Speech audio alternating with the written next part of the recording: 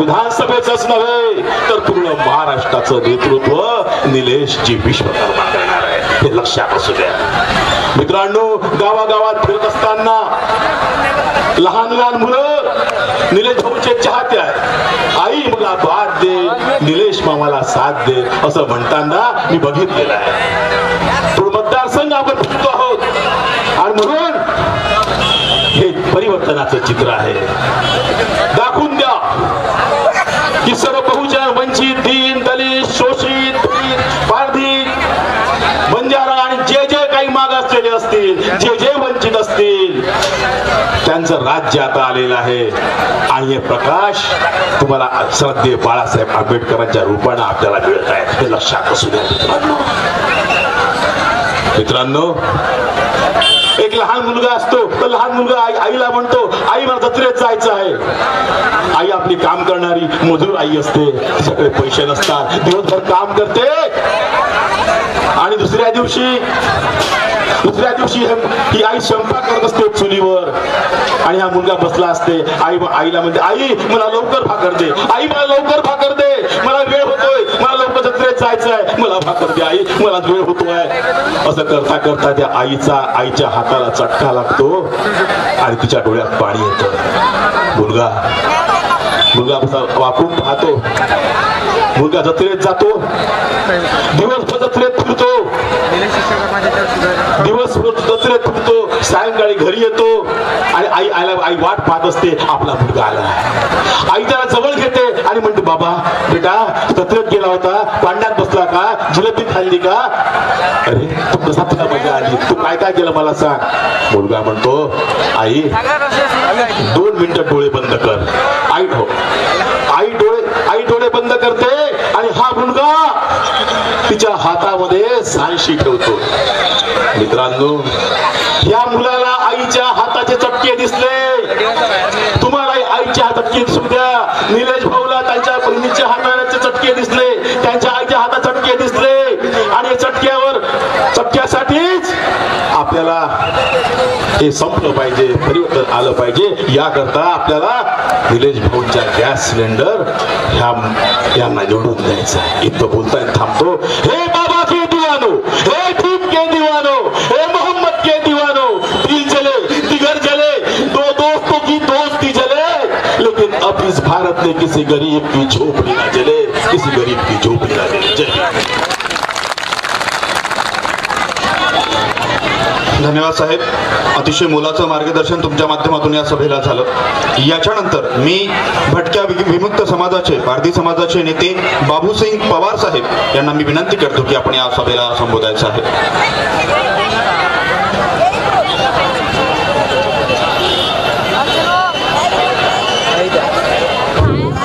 सगळ्यांना जय भीम, जय भीम. आजच्या या कार्यक्रमाला माननीय वंचित बहुजन आघाडीचे महाराष्ट्राचे डॉक्टर बाळासाहेब आंबेडकर, मंचावर सगळे उपस्थित माझे बंधू आणि भगिनींनो, मित्रहो, आज आपल्याला संधीचं सोनं करायचं आहे. निलेश भाऊचे हात बळकट करायचे आहे. करायचे आहे की नाही? करायचे आहे की नाही? म्हणून मी थोडं, साहेब आलेले आहे, मी थोडं अटपतो घेतो. जय भीम, जिंदाबाद. आपल्या सभेच्या ठिकाणी साहेबांचं आगमन झालेलं आहे. बाळासाहेब आंबेडकर आप संघर्ष करो, बाळासाहेब आंबेडकर आप संघर्ष करो, बाळासाहेब आंबेडकर आप संघर्ष करो, निलेश दादा आप आगे बढ़ो.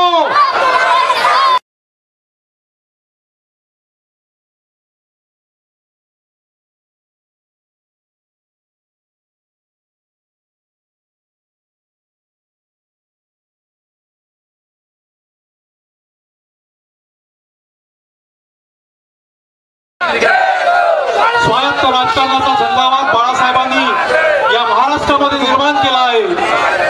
या झंझावातातून वंचित बहुजनाच्या राजकारणामध्ये एक उत्साह निर्माण झालेला आहे आणि या उत्साहात भर घालण्यासाठी बाळासाहेबांनी धामणगाव रेल्वेमध्ये एक ऊर्जा निर्माण करणारा, एक एक नवा तरुण आपल्या समोर दिलेला आहे. ही उत्साह आणि ऊर्जा घेऊन आपल्याला या वंचित बहुजन राजकारणाचा पुढे घेऊन जायचं आहे. बंधूंनो, महाराष्ट्रामध्ये जे काही राजकारण आपण बघत आहोत ते राजकारण सामाजिक न्यायाच्या विरोधात आहे. मग ते काँग्रेसचं असो किंवा भाजपाचं असो. तुमच्या जवळच तिवसा मतदारसंघ आहे. त्या तिवसा मतदारसंघामधले आमदार खासदारांना कसे वागवतात याची कल्पना तुम्हाला आहे. म्हणूनच आरक्षण जर आपल्याला वाचवायचं असेल, इथल्या मुसलमानांना सुरक्षा मिळवायची असेल तर वंचित बहुजन आघाडीशिवाय आपल्याला पर्याय नाही आहे. इथला सामाजिक न्यायाचा प्रश्न, आर्थिक न्यायाचा प्रश्न फक्त आणि फक्त वंचित बहुजन आघाडी पुढे घेऊन जाणार आहे. 20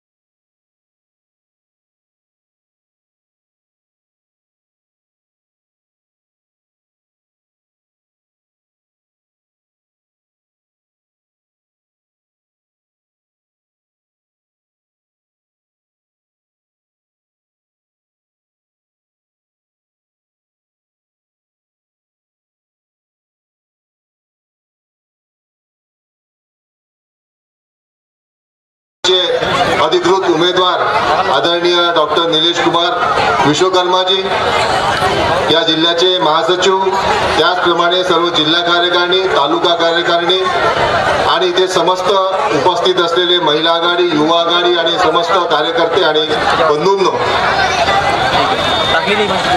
ही निवडणूक ज्या अर्थाने पुढे, ज्या पद्धतीने पुढे जात आहे, ही निवडणूक आता फक्त महाविकास आणि महायुतीमध्ये जे भांडण दिसते आपल्याला, ते भांडण फक्त या गुलामांवर राज्य कोण करेल याचंच फक्त भांडण आहे. आणि वंचित बहुजन आघाडी इथल्या सामान्य मतदाराला सत्तेमध्ये वाटा देऊ इच्छिते. इथल्या प्रस्थापित लोकांना घरी बसून इथे सामान्य लोकांना निर्णय प्रक्रियेमध्ये जाण्यासाठी सत्ता देऊ इच्छिते. आणि आज ओबीसी समाजातील अतिशय उच्च शिक्षित आणि सुशिक्षित असा उमेदवार डॉक्टर विश्वकर्माच्या माध्यमातून आज या मतदारसंघाला माननीय बाळासाहेबांनी दिलेला आहे. इथले जेवढे प्रस्थापित लोक आहेत, या प्रस्थापितांनी फक्त त्यांच्या तिजोऱ्या भरण्याचं काम आपण बघतो की या मतदारसंघात झालेलं आहे. सातत्याने तेच ते नावं, तेच ते उमेदवार आपल्या समोर येतात. प्रियदर्शी सरांनी सांगितलं की इथला खासदार, इथले आमदार जे आहेत, जे पालकमंत्री राहिलेले आहेत, त्या इथल्या खासदाराला कशी वागणूक देतात, ते गुलाम करून ठेवलेलं आहे. माझं असं म्हणणं आहे, अरे तुम्ही सत्तेमध्ये गेले, खासदार म्हणून निवडून गेले, तुम्ही आंबेडकरी विचाराचे असाल तर तुमचा कणा सरळ पाहिजे आणि स्वाभिमान ताट पाहिजे. असं जर तुम्ही झुकत बसले तर तुम्हाला जनतेचे प्रतिनिधी कसं संबोधायचं. आज डॉक्टर निलेश विश्वकर्माच्या माध्यमातून या मतदारसंघामध्ये विकासाची एक नवीन पाऊल वंचित बहुजन आघाडीने टाकलेलं आहे. ही निवडणूक बाळासाहेब म्हणतात तसं धर्माला धोका नाही आहे, तर आरक्षणाला धोका आहे. मित्रांनो, आरक्षणासंदर्भामध्ये वंचित बहुजन आघाडीची भूमिका अधिक स्पष्ट आहे की जेव्हा या राज्यामध्ये मराठा समाजाचे मोठे मोठे मोर्चे, करोडोचे मोर्चे निघाले, त्या मोर्चांना पाठिंबा देणारे की गरीब मराठा समाजाला सुद्धा आरक्षण मागण्याचा अधिकार आहे आणि माझा त्यांच्या मागणीला पाठिंबा आहे असा म्हणणारा एकमेव नेता बाळासाहेब आंबेडकर या महाराष्ट्रामध्ये. ओबीसीचं आरक्षण केलं नाही पाहिजे. मराठा समाजाला आरक्षण देत असताना इथल्या प्रस्थापित मराठा समाजाने 1980 पासून सातत्याने मराठा समाजाची दिशाभूल केली. त्यांना कोर्टात न टिकणारं असं ओबीसीतलं आरक्षण मुद्दामून देऊन केलं की जे कोर्टात टिकणार नाही. मुद्दा हा आहे की तुम्ही सभागृहात जाता, मराठा समाजाची मतं घेता आणि सभागृहात गेल्यानंतर मराठा समाजाच्या आरक्षणाबद्दल तुम्ही एक शब्द बोलत नाही. आणि म्हणून बाळासाहेब म्हणतात की या प्रस्थापित श्रीमंत आणि निजामी मराठ्यांना मतदान करू नका, तर वंचित बहुजन आघाडी ही गरीब मराठ्यांच्या बाजूने आहे. आणि म्हणून मराठ्यांचं आरक्षण द्यायला हरकत नाही, परंतु ओबीसीचं आरक्षणाचं ताट वेगळं असलं पाहिजे आणि मराठा समाजाचं आरक्षणाचं ताट वेगळं असलं पाहिजे. वंचित बहुजन आघाडी जर सत्तेत सत्तेत गेली तर 100% मराठा समाजाला ओबीसीच्या व्यतिरिक्त चांगला आणि कोर्टात टिकणारं आरक्षण वंचित बहुजन आघाडी देईल. माझ्या इथल्या मुस्लिम बांधवांना एक आठवण करून देतो की इथले मुस्लिम बांधवांना, बऱ्याच ठिकाणी मुस्लिम बांधवांना आजकाल महाविकास आघाडीचं फार प्रेम उतू गेलेलं आहे, काँग्रेसचं फार प्रेम उतू गेलेलं आहे.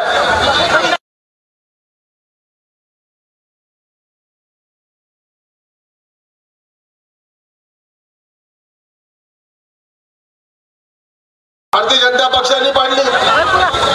ते पाडण्यासाठी राम मंदिराचे दरवाजे काँग्रेसने उघडे करून दिले. तेव्हा शिवसेना प्रमुख बाळासाहेब ठाकरेंनी सांगितलं आणि त्याच्यात ते स्टेटमेंट उद्धव ठाकरेंनी म्हटलं की बाबरी मस्जिद पाडण्यामध्ये जर शिवसैनिक असतील तर त्याचा मला खूप अभिमान आहे. ज्यांनी बाबरी मस्जिद पाडण्यासाठी अभिमान करतात तुम्ही त्यांना मदत देणार आहात का, हा सगळ्यात मोठा प्रश्न. त्यामुळे आपण मतदान करताना खूप जाणीवपूर्वक आणि सांभाळून सावधपणे मतदान केलं पाहिजे. काँग्रेसला आजकाल बाबासाहेब आंबेडकरांचा फार प्रेम उतू चाललेला आहे. मारे बाबासाहेब आमचे फोटो डोक्यात घेऊन येतात, आरक्षण वाचवायचंय, संविधान वाचवायचंय. तुम्हाला आठवण करून देतो की देशाच्या पहिल्या निवडणुकीमध्ये 1951 मध्ये बाबासाहेबांच्या मतदारसंघात स्वतः जवाहरलाल नेहरू विरोधात फिरले आणि बाबासाहेबांचा पराभव जवाहरलाल नेहरूने काँग्रेसने केलेला. 14,000 मतांनी पराभव केला काँग्रेसने आणि त्यावेळेला 78,000 मतं जे बाबासाहेबांचे होते ते बाद करण्यात आले. जयप्रकाश नारायण म्हणतात की या निवडणुकीमध्ये फार मोठी धांदली झालेली आहे. 78,000 मतं बाबासाहेबांचे होते जे काँग्रेसने बाद ठरवले. ज्यांना काँग्रेस बद्दल फार प्रेम उतू आलेला आहे त्या काँग्रेसने बाबासाहेबांना 3दा पराभव केलेला आहे. मित्रांनो, बाबासाहेबांचा पक्ष, आंबेडकरी विचारांचा पक्ष पायावर उभा राहिला नाही पाहिजे यासाठी काँग्रेस खूप सावध असते आणि काँग्रेस सातत्याने बाबासाहेब आंबेडकरांच्या विचारांचे पक्ष संपवण्याचं काम करते. आता आपल्याला संधी आलेली आहे. महाराष्ट्राच्या विधानसभेमध्ये शाहू फुले आंबेडकरांचा विचारांचा पाईक असलेला डॉक्टर विश्वकर्मा हे कॅन्डिडेट पक्षाने दिलेले आहे. खऱ्या अर्थाने बहुजन आणि शाहू फुले आंबेडकर विचारधारा मानणारा हा उमेदवार आहे. माझं आपल्याला आव्हान आहे की आता या वेळेला या प्रस्थापितांच्या नादी लागू नका. आपला स्वाभिमान कायम ठेवा. आपल्या विचारांचा माणूस विधानसभेत गेला पाहिजे. या मतदारसंघातून डॉक्टर विश्वकर्मा नाही आमदार झाले पाहिजे. मी आपल्याकडून वचन घ्यायला आलो की हे ज्यांनी आंबेडकरी चळवळ संपवली ते काँग्रेस आणि जे आमचा प्रचंड राग करतात ते भाजप, या दोघांना सोडून तुम्ही वंचित बहुजन आघाडीच्या डॉक्टर विश्वकर्माच्या मागे उभं राहणार आहात का नाही? मागच्या माझ्या भगिनी आवाज देत नाहीये. मला एकदा सांगा, इथे गॅस सिलेंडर निवडून येणार आहे का नाही? धन्यवाद. जय भीम, जय हिंद. धन्यवाद साहेब. याच्यानंतर मी सन्माननीय डॉक्टर निलेश विश्वकर्मा यांना विनंती करतो की आपण सभेला संबोधायचं.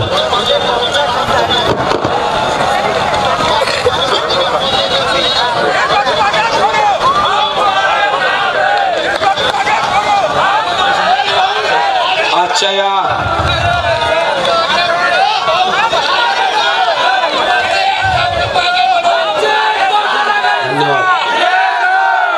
विशाल सभेला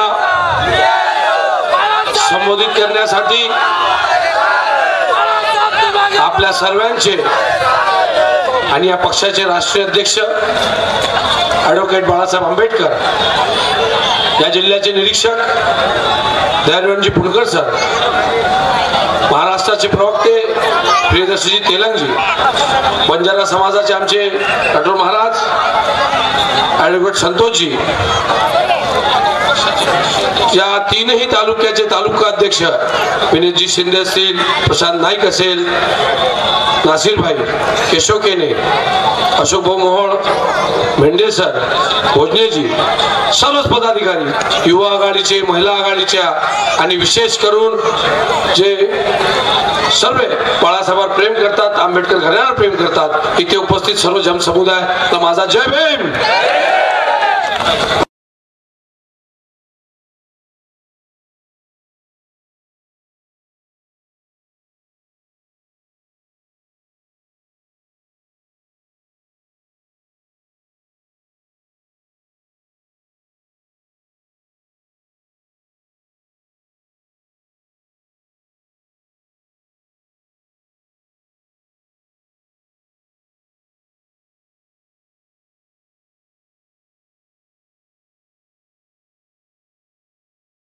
जे सर्व बाळासाहेब काय काय फक्त काय नांदगाव तालुक्यात अनेक वर्ष संघर्ष केला असेल आणि काँग्रेसच्या काळात त्याच्यावर अनेक गुन्हे दाखल झाले असतील. आज वरचे दोन्ही नेते मांडीला मांडी लावून सत्तेच्या लालसापोटी झालेले आहेत. मग माझ्यासारख्या एका ओबीसी समाजात तरुणाला का बाळासाहेबांचा झेंडा घेतला नाही पाहिजे? कारण त्यांची विचारधारा आहे, अजेंडा आहे आणि ते घेऊन चालतायत. म्हणून मित्रांनो, ही निवडणूक फार वेगळी आहे, परिवर्तनाची आहे आणि निश्चितच या तुमचा सर्वांचा मोलाचा कुठेतरी वाटा असला पाहिजे. कारण काल साहेब आमच्या इथं देवेंद्र फडणवीस येऊन गेले. देवेंद्र फडणवीस सांगितलं की मी रस्त्यासाठी 400 कोटी दिले, पांधन रस्त्यासाठी 600 कोटी दिले, या योजनेसाठी 400 दिले, त्या योजनेसाठी 500 दिले, 300 दिले आणि 2400 कोटी रुपये आमच्या या मतदारसंघात दिले. जर 2400 कोटी 1000 कोटी आले तर हे तर आपलं फॉरेन झालं पाहिजे होतं.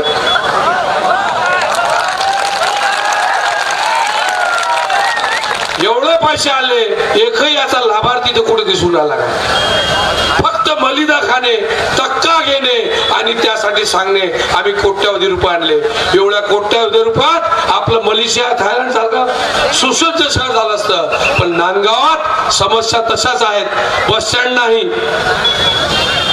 वाचनालय नाही, क्रीडांगण नाहीत आणि जेवढं मोठं क्लस्टर इथं उभं होणार होतं त्या समृद्धीला लागून त्याला विरोध कोणी केला हे तुम्हाला नांदगावकरांना माहित आहे. नांदगावची खरी बाजारपेठ ज्या पूर्ण तालुक्यातील कुठंतरी मोठी भरभराट घेणार होती आणि मोठं एमआयडीसी क्लस्टर येणार होतं, ते थांबवण्याचं काम कोणी एनओसी दिली नाही. ज्या लोकांच्या भरोशाने मतं मागितली त्यांना त्यांच्या बुद्धीला मला क्यू यायला लागली. परवा ते एका जाहीर सभेत बोलले की शेतकरी दारू पितो आणि त्याला किडनीचा आजार होतो, लिव्हरचा आजार होतो. मी त्यांना सांगू इच्छितो, अरे 20-20 वर्ष तुम्ही सत्ता भोगली, त्या शेतकऱ्याच्या भरोशावर तुम्हाला लाजा वाटत नाही की ते शेतकरी उद्धाराचे उद्गार काढताय. ज्या सोयाबीन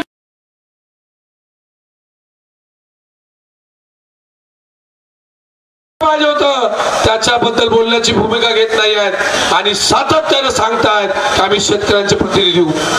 हेच प्राध्यापक स्वतःला बोलून घेतात. ते सांगतात माझ्या घर शेतावर महिला कामाला येताना 25 रुपयाचा खर्रा खाते तर माझ्या शेतात कामाला येते. म्हणजे मूर्खांचा बाजार आहे. यायला कुठेतरी धडा शिकवा लागन. आपण खेळाच्या भाषेत बोलतो, हे आलटून पालटून जे दोन्ही सत्ता बघून राहिले, एक 65 वर्ष, एक 45 वर्ष आणि या दोघाले काय करायला लागते? त्या दोघाले आपल्या भाषेत शाम्या दिल्याशिवाय त्यांचे डोळे उघडणार नाही. म्हणून तुमची तयारी पाहिजे. कारण माझ्यासारखा तरुण बाळासाहेबांनी 2 वेळा संधी दिली. मी लढतोय, मी फक्त विचार जी करून लोक लढायचा तर हा एक गुन्हा आहे असे थेट लोक बोलतात. साहेब एका सरपंचाच्या घरी प्रचार करता करता गेलो. सिनियर सरपंच 65 वर्षाचे काँग्रेस पक्षाचे, ते मला म्हणे का तुम्ही कसे उभे राहिले? म्हटलं काहून साहेब निवडणूक लढली पाहिजे, संविधान सांगते आमचा पक्ष राजधर्म आहे. नाही म्हणे तुम्ही लढून राहिले कसे काय? म्हटलं बाई अरुण वर्ष लढले, 5 वेळा पडले, वीरेंद्र जगताप 3 वेळा पडले, नंतर लढले. तुम्ही लढू नका, इथून त्यांची सुरुवात आहे. मी आभार व्यक्त करतो सध्या बाळासाहेब आंबेडकरांचा.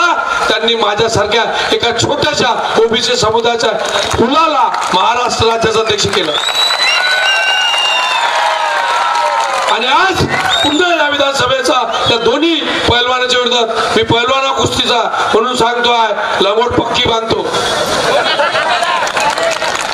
मागच्या वर्षी बांधली, एकाले चित केलं. या वर्षी तुम्ही साथ द्या, दुसऱ्याचा नंबर आहे.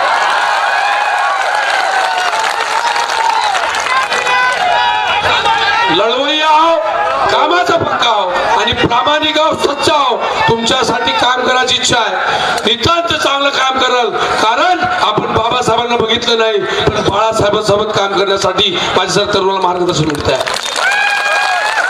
म्हणून शोषित ज्या समुदायातून मी येतो त्या शोषित वंचित समुदायाला न्याय देण्याचा आयुष्यभर प्रामाणिक प्रयत्न कराल.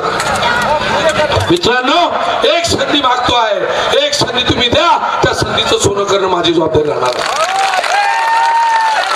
म्हणून याच्या पुढच्या वेळेस साहेबांचा दौरा आहे आणि साहेबांचा साहेब या मतदारसंघात खूप खूप आभार व्यक्त करतो की आताच 8 दिवसात सर्जरी झाली. अनेक नेत्यांना वाटायचे, नेत्याला वाटलं साहेब आता 8-10 दिवस आराम करते, जमला आपलं. साहेब झोपण आता आराम करण. तिसऱ्या दिवशी साहेब सभा घ्यायला सुरुवात झाली आणि माझ्यासारख्या एका तरुणासाठी एवढ्या कष्ट करून वयाच्या 75 वर्ष घ्यायसाठी सभा घ्यायला आलेला आहे. आणि हे हरामखोरांची औलाद आपल्याला येऊन सांगते, पार बिहाराला सांगते जय भीम घ्या आणि तुम्ही मत दिलं तर काँग्रेस येईल, भाजप येईल.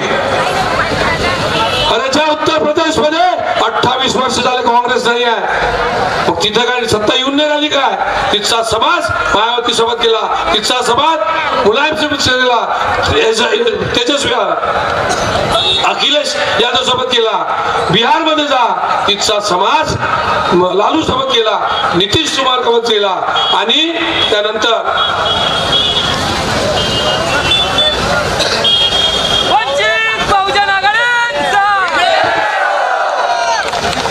तिथचा समाज हा बिहारमध्ये नितीश लालू यांच्यासोबत गेला.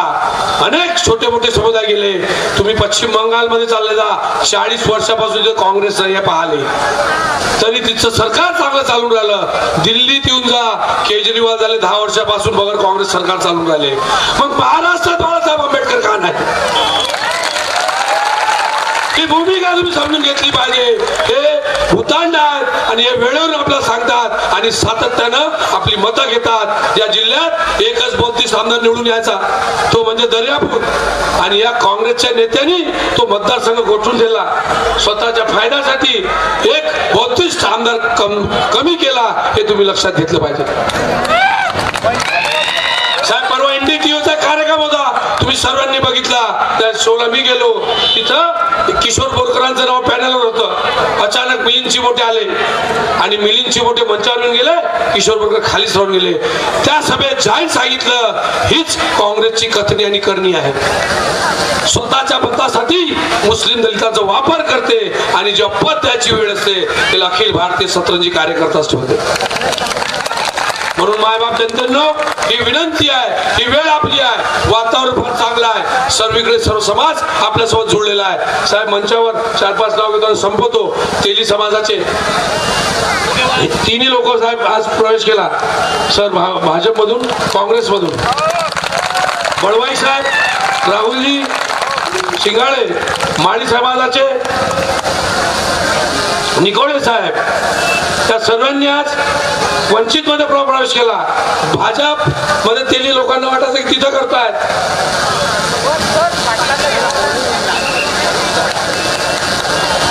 त्यानंतर माळी समाज निकोळीजी, मुस्लिम समाजाचे आमचे डॉक्टर आहेत, त्यांनी आज वंचित मध्ये प्रवेश केला. यहाँ मुस्लिम भाई बहुत है, मैं बता देना चाहता हूँ आप सभी मुस्लिम भाइयों को कि कांग्रेस ये हमेशा अपने को यूज करते आई है. मुस्लिम भाइयों से मेरी गुजारिश है, दरख्वास्त है, इस बार का मतदान आपको सोच समझ के करना है. क्यों? क्योंकि ये लोग गुमराह करने का काम करते हैं. ये धनगर समाजाचे नेते आहेत, टांगे जी आहे ना, टांगे देते जी, ये धनगर समाज संपूर्णपणे डॉक्टर मी सुदर्शन समाजाचे विजय मानव यांनी प्रवेश केला. डांगे साहेब बाबू सिंग पवार हे भटक्या विमुक्त जमातीचे यांनी आज प्रवेश केलेला आहे. म्हणजे आता तुम्ही लक्षात घ्या, जे साहेब नेहमी सांगतात हे ओबीसीची मोठ. एक पाटील समाजाचे आमचे साहेब, पाटील समाजाचे सरपंच आहे राज चौधरी, त्यांनी आज मागे तिकीट साठी पण आपल्याकडे आले होते आणि आजपासून ते वंचितासोबत राहण्याचा त्यांचा निर्णय आहे.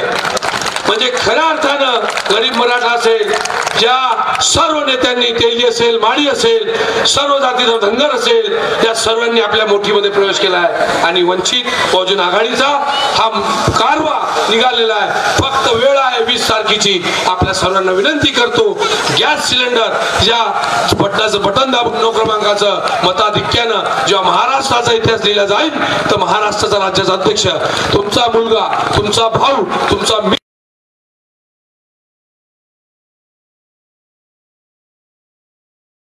खऱ्या अर्थानं गरीब मराठा समाजाचे आमचे खऱ्या अर्थानं बटनाचं बटन दाबून 9 क्रमांकाचं मताधिक्यानं जेव्हा महाराष्ट्राचा इतिहास लिहिला जाईल, तर महाराष्ट्राचा राज्याचा अध्यक्ष तुमचा मुलगा, तुमचा भाऊ, तुमचा ज्योतिबा फुलेंचा, शाहू महाराजांचा, शिवाजी महाराजांचा, डॉक्टर बाबासाहेब आंबेडकरांचा. आता शांत बस.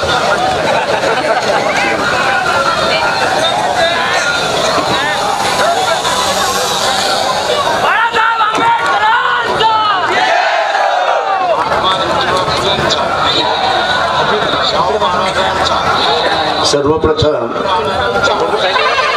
डॉक्टर बिरसा मुंडा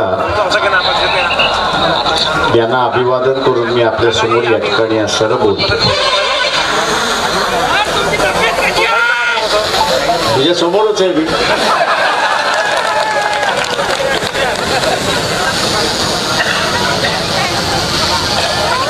मी विशेष करून इथल्या असणाऱ्या मुस्लिम बांधवांना आवाहन करणार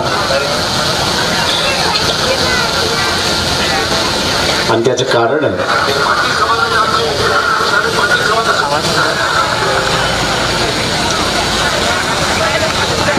गेल्या 5 वर्षामध्ये भारतीय जनता पक्षाने NRCचा प्रश्न काढला, काँग्रेस मुख गिळून बसला. मॉब लिंचिंगचं प्रकरण झालं, काँग्रेस गप्प बसली. त्याच्यानंतर कायदा सुव्यवस्था मुसलमानाच्या संदर्भातला प्रश्न निघाला, काँग्रेस मुख गिळून त्या ठिकाणी बसली. टिपू सुलतानचा प्रश्न निघाला, काँग्रेस पुन्हा गप्प बसली. त्याच्यानंतर ज्याला आपल्याला म्हणतो औरंगजेबचा स्टेटसचा प्रश्न निघाला, तर काँग्रेस पुन्हा गप्प बसली. सगळे बसून घ्या, सगळे बसून. या सगळ्या प्रश्नांवरती वंचित बहुजन आघाडीने भूमिका घेतली. NRCचा प्रश्न ज्यावेळेस उपस्थित राहिला, त्यावेळेस मुंबईतल्या भर दादरमध्ये बाबा NRC हा नुसता मुसलमानांचा प्रश्न नाही, तर या देशामध्ये ज्यांचा आपण पक्षप्रवेश केला, भटके विमुक्त आहेत, इतर जमाती ज्या आहेत, त्यांचाही मोठा प्रश्न असा आहे की ब्रिटिशाने त्यांना गुन्हेगारी जमात ठरवलं आणि गुन्हेगारी जमात ठेवून त्यांना असताना वस्त्या वाड्यांमध्ये न ठेवता त्यांना कुठेतरी बाजूला ठेवलं, अशी असणारी परिस्थिती. मुसलमानांना मी असं विचारतोय की या प्रचार सभेमध्ये पुन्हा अमित शहा असं म्हणतोय की आम्ही NRC लागू करणार. काँग्रेसवाल्याच्या जाहीरनाम्यामध्ये NRCला विरोध आहे का, हा मुसलमानाने मला त्या ठिकाणी दाखवावा. मी मुसलमानाने एवढंच सांगेन या ठिकाणी, येणारी परिस्थिती अजून भयानक होणार. भारतीय जनता पक्षाच्या पायाखालची माती जशी घसरत जाईल, तसं ते अधिक कडवट भूमिका घेत जाते आणि ही कडवट भूमिका त्यांची असणारी मुसलमानाच्या विरोधात होईल, अशी असणारी परिस्थिती आहे. आणि आत्ताचं जे स्लोगन आहे त्यांचं, बटेंगे तो कटेंगे, म्हणजे एका दृष्टीने ते असताना हिंदू समाजाला सांगतात आहेत की तुम्ही जर दुबकलात तर मुसलमान तुम्हाला कापल्याशिवाय राहणार.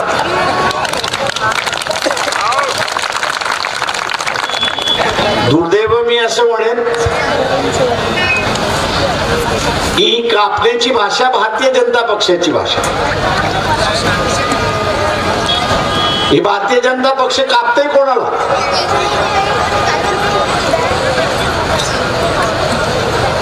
भारतीय जनता पक्ष कापते कोणाला? तर भारतीय जनता पक्ष ओबीसीला कापते हे असताना लक्षात.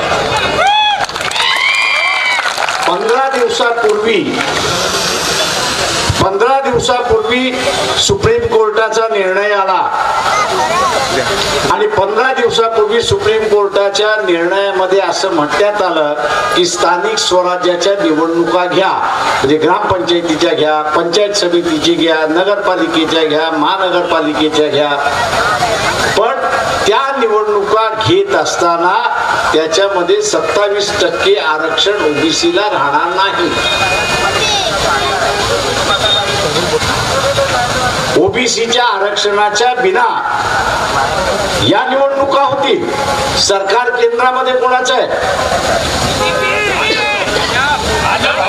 भाजप. राज्यामध्ये कोणाचं आहे? मग ओबीसीला कापतंय कोण? माझं ओबीसीला आव्हान आहे की निलेश विश्वकर्माला उभं केलेलं आहे. त्याचं एकमेव कारण सांगतो आपल्याला. उद्याच्या विधानसभेमध्ये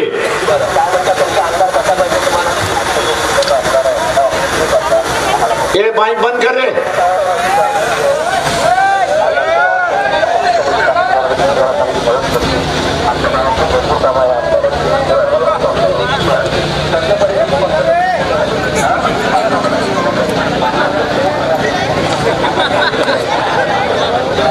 मजेत गप्पा मारत चला.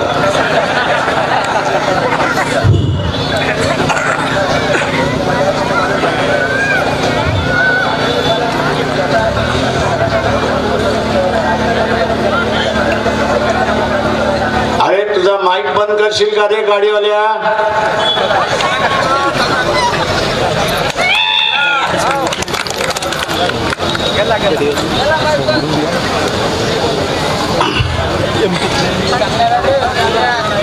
म्हणजे एका बाजूला ओबीसीचं आरक्षण जाते, विधानसभा संपली रे संपली. काँग्रेस भारतीय जनता पक्ष एकत्र येऊन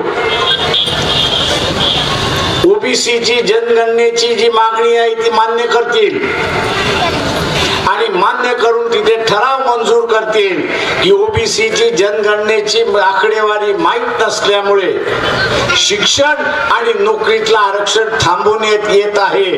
त्यांची आकडेवारी कळली की मग त्या ठिकाणी आपण करणार आहोत. मिलीभगत कोणाचा हा ठराव पाडण्याचं?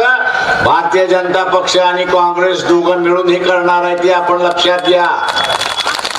अनुभव इथल्या धनगराने, इथल्या माळ्याने, लोहार आहे, कुंभार आहे, सुतार आहे, वंजारी आहे, 17-18 पकड जातीतला ओबीसीतला आहे. त्याला माझं आव्हान आहे, शिक्षणातलं आरक्षण पाहिजे का? नोकरीतलं आरक्षण पाहिजे का? पाहिजे का? पाहिजे आहे तर सरळ विश्वकर्माच्या गॅस सिलेंडर शिवाय दुसरं सिंबॉल आपल्याला दिसता कामा नये हे आपण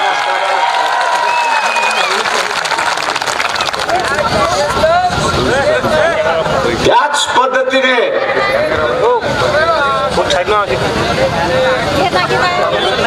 इथे याच जिल्ह्यामधला एक जज आहे सुप्रीम कोर्टामधला,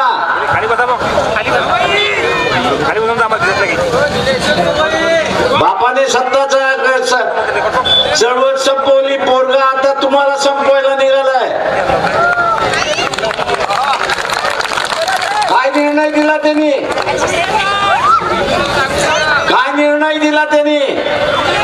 त्यांनी असं म्हटलं की वर्गीकरण झालं पाहिजे आणि वर्गीकरणाबरोबर क्रीमी लेअर सुद्धा झालं पाहिजे. त्या क्रीमी लेअरची व्याख्या सुद्धा त्या जजमेंट मध्ये करण्यात आलेली आहे. ती व्याख्या करत असताना त्यांनी असं म्हटलंय की एक कुटुंब, जे कुटुंब कुटुंब आहे त्या कुटुंबातल्या एका व्यक्तीने आरक्षणाचा लाभ घेतला असेल तर ते अख्खं कुटुंब क्रीमी लेअर मध्ये येतं.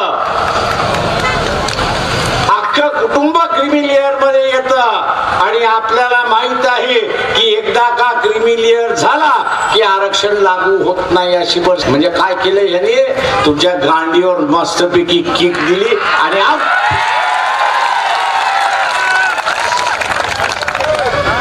इथला अधिकारी वर्ग आहे SC ST चा अधिकारी वर्ग आहे. मला तो म्हणतोय प्रकाशराव तुम्ही आमच्या प्रमोशनच्या संदर्भात सुद्धा बोलतो. अरे बोलतो राजा, पण मला एक सांग, त्या क्रीमी लेअरच्या व्याख्यामध्ये तू येतोस की नाही? सरकारी नोकरीवरती बसलेला आहेस म्हणजे तुझ्या कुटुंबाने लाभ घेतला म्हणजे तुझ्या कुटुंबाला आरक्षणाच्या यादीच्या बाहेर. मी आज सर्व रिझर्वेशन अँड प्रमोशन वाले जे आहेत त्यांना आवाहन करणार आहे, खिशातून 20-20 हजार रुपये काढा. या इलेक्शन साठी 20-20 हजार रुपये काढा. तुमच्या घरातली सगळी मतं मिळालीच पाहिजे, पण त्याच्याच बरोबर या मतदारसंघामध्ये 90,000 मतं कशी मिळतील याचं गणित तुम्ही असताना या ठिकाणी मांडलं पाहिजे.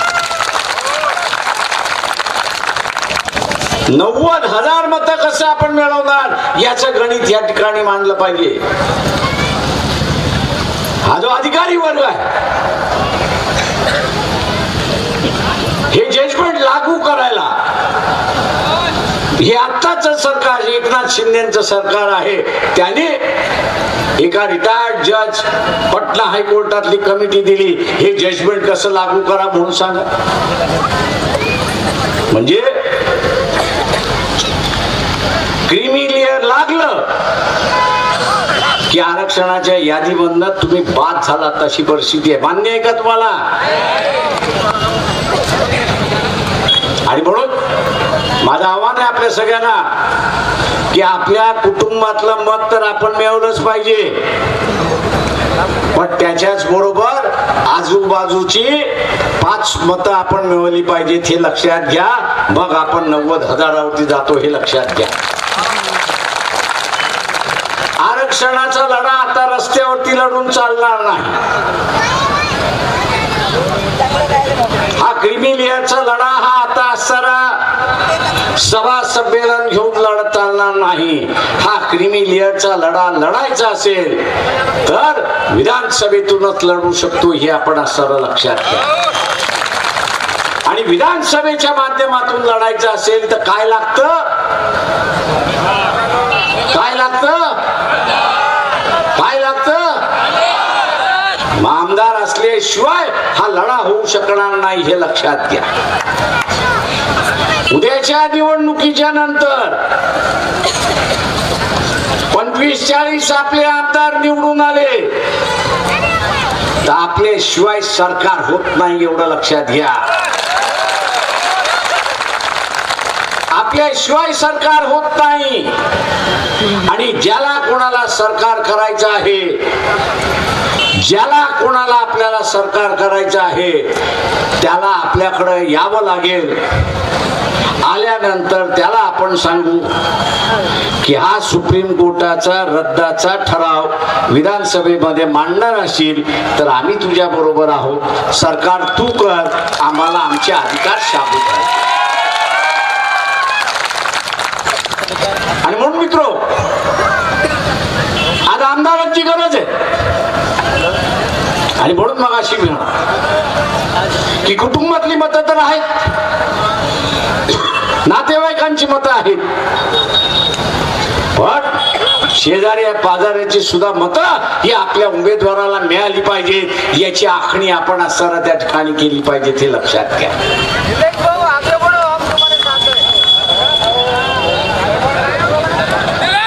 आपल्याकडे असणार आहे आपण हे लक्षात घेतलं पाहिजे.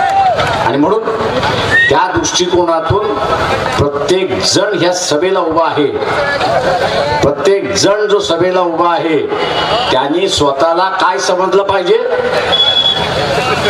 त्यांनी स्वतःला काय समजलं पाहिजे? उमेदवार म्हणून समजलं पाहिजे.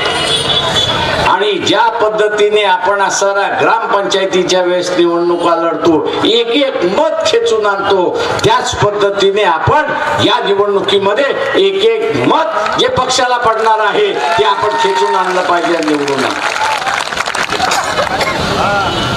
मुसलमानांना मी सांगतो,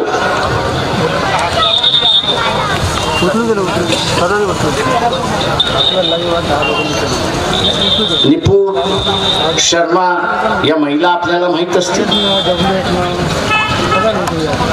मोहम्मद पैगंबरांच्या बद्दल काय तिने वक्तव्य केलं होतं याची आपल्याला जाणीव. तिच्या विरोधात कारवाई व्हावी म्हणून असणारा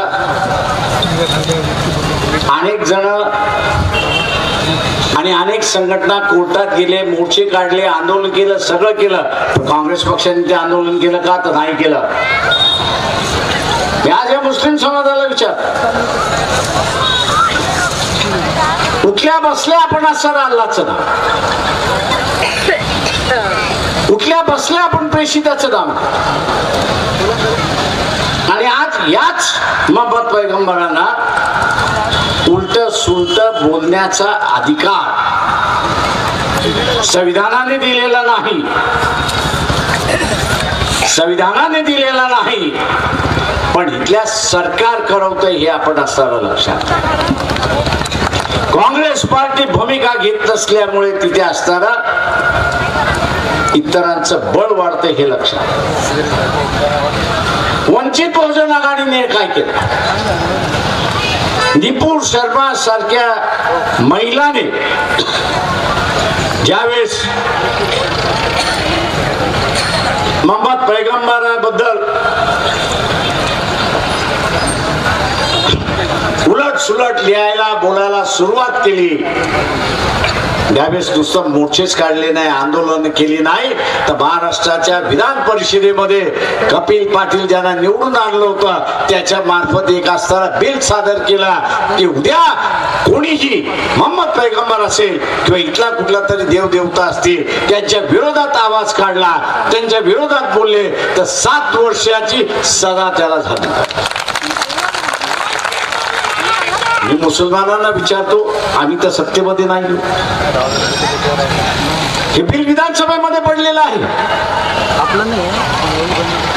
राष्ट्रवादी आल्यानं विचारतो, हे बिल विधान परिषदेमध्ये पडलेलं आहे, त्याचा कानूनी कायदा का नाही केला? मागच्या लोकसभेमध्ये मुसलमानाने भरभरून मतं दिली, भरभरून मतं दिली. तुम्हाला असताना सत्तेवरती आणण्यापर्यंत त्यांनी मजल मारली. आणि आज काँग्रेसच्या जाहीरनाम्यामध्ये मोहम्मद पैगंबराच्या बिलाच्या संदर्भात एक उल्लेखही नाही हे आपण असताना लक्षात. मी मुस्लिम बांधवांना विचारतो,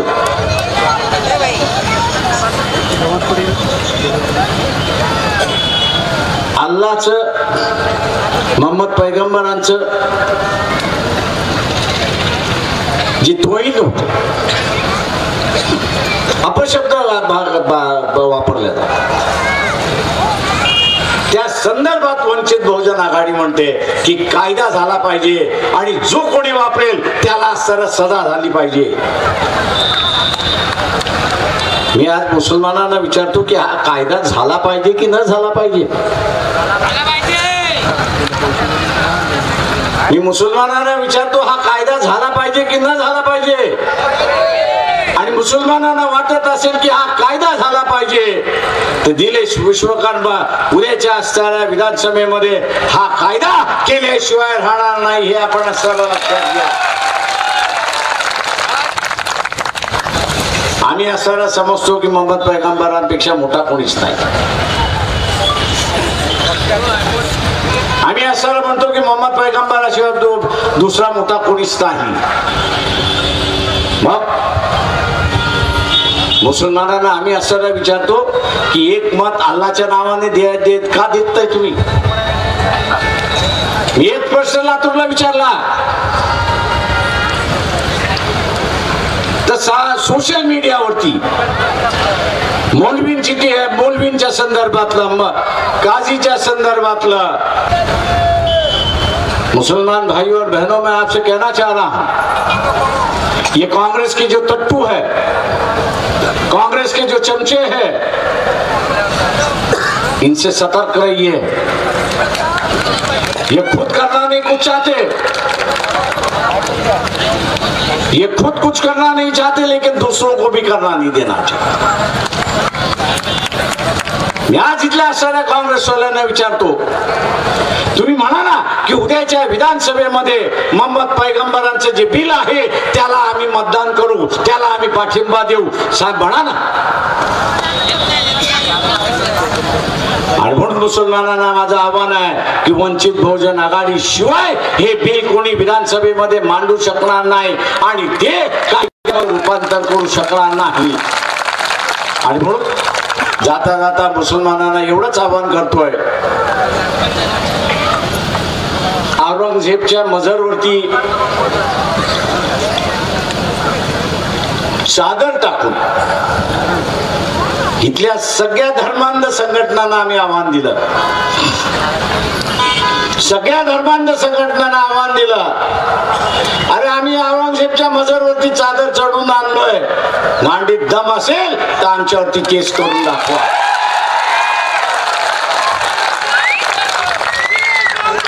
इथे असं टिपू सुलतान असेल, शिवाजी महाराज असतील, औरंगजेब असतील, या मातीतच जन्मले, ते ह्या मातीचेच आहेत। त्यांच्या लढाया स्वतःच्या झाल्या असतील ते वेगळं आहे, हिम्मत झाली नाही। आणि मुसलमान भाइयों, जो दंगे की जो बुनियाद बन गई थी, दंगों की जो परिस्थिति बन गई थी, उसको 2 मिनट में खत्म करने वाली यही वंचित बहुजन आघाड़ी है, इस ध्यान में रखो। अगर वंचित बहुजन आघाड़ी के साथ अगर जुड़ जाते हो तो आपकी हिफाजत है और कार्यकर्ता आपकी हिफाजत करेगा। और इसलिए मैं दोबारा ऐलान करता हूं कि नीलेश विश्वकर्मा की निशानी, नीलेश विश्वकर्मा की निशानी, नीलेश विश्वकर्मा की निशानी, नीलेश विश्वकर्मा की निशानी, गैस सिलेंडर के सामने का बटन